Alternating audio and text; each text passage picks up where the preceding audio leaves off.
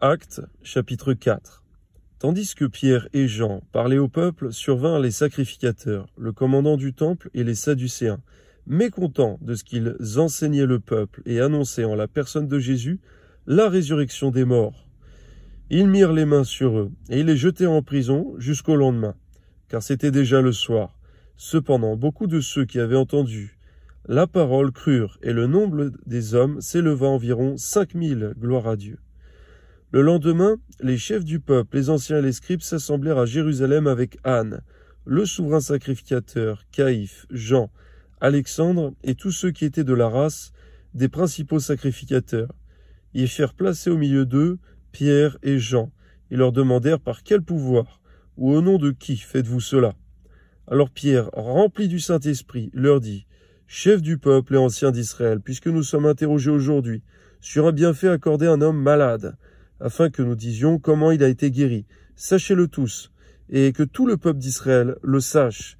C'est par le nom de Jésus-Christ de Nazareth que vous avez crucifié, que Dieu a ressuscité des morts.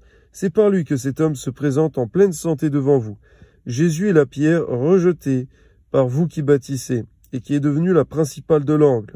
Il n'y a de salut en aucun autre, car il n'y a sous le ciel aucun autre nom qui a été donné parmi les hommes, par lequel nous devions être sauvés. Amen.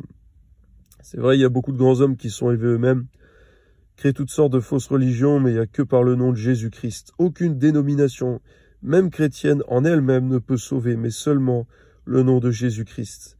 Toi soit la gloire, Seigneur, c'est toi qui as donné ta vie pour nous, qui est mort, ressuscité pour les péchés des hommes. Amen. Lorsqu'ils virent l'assurance de Pierre et de Jean, ils furent étonnés, sachant que c'étaient des hommes du peuple sans instruction. Et ils les reconnurent pour avoir été avec Jésus. Mais comme ils voyaient là, près d'eux, l'homme qui avait été guéri, ils n'avaient rien à répliquer. Ils leur ordonnèrent de sortir du Sanhédrin, ils délibérèrent entre eux, disant: Que ferons-nous à ces hommes? Car il est manifeste pour tous les habitants de Jérusalem qu'un miracle signalé a été accompli par eux. Et nous ne pouvons pas le nier. Mais afin que la chose ne se répande pas davantage parmi le peuple, défendons-leur avec menace de parler désormais à qui que ce soit en ce nom-là. Et les ayant appelés, ils leur défendirent absolument de parler et d'enseigner au nom de Jésus. On peut dire que le diable lui-même voudrait nous empêcher, nous défendre de parler à qui que ce soit du nom de Jésus.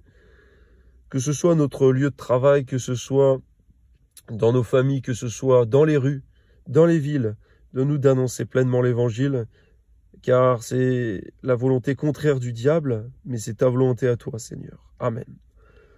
Pierre et Jean leur répondirent: Jugez, s'il est juste devant Dieu, de vous obéir plutôt qu'à Dieu, car nous ne pouvons pas ne pas parler de ce que nous avons vu et entendu. Ils leur firent de nouvelles menaces, et les relâchèrent, ne sachant comment les punir à cause du peuple, parce que tous glorifiaient Dieu de ce qui était arrivé. Car l'homme qui avait été l'objet de cette guérison miraculeuse était âgé de plus de 40 ans.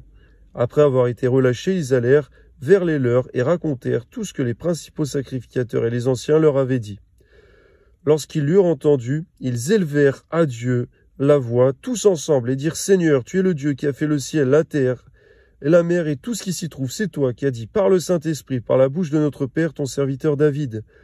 Pourquoi ce tumulte parmi les nations et ces vaines pensées parmi les peuples? Les rois de la terre se sont soulevés, et les princes se sont ligués contre le Seigneur et contre son roi. En effet, contre ton Saint-Fils Jésus, que tu as oint. Hérode et Ponce Pilate se sont ligués dans cette ville avec les nations et avec les peuples d'Israël pour faire tout ce que ta main et ton conseil avaient arrêté d'avance. Et maintenant, Seigneur, vois leurs menaces et donne à tes serviteurs d'annoncer la parole avec une pleine assurance. Amen. En étendant ta main pour qu'il se fasse des guérisons, des miracles et des prodiges par le nom de ton Saint-Fils Jésus.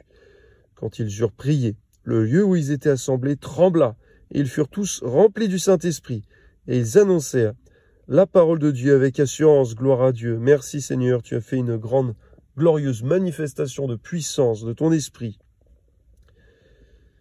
Toi soit la gloire, Seigneur. Merci parce que lorsque tes prodiges accompagnent ton œuvre, eh bien, tes serviteurs sont fortifiés. Amen.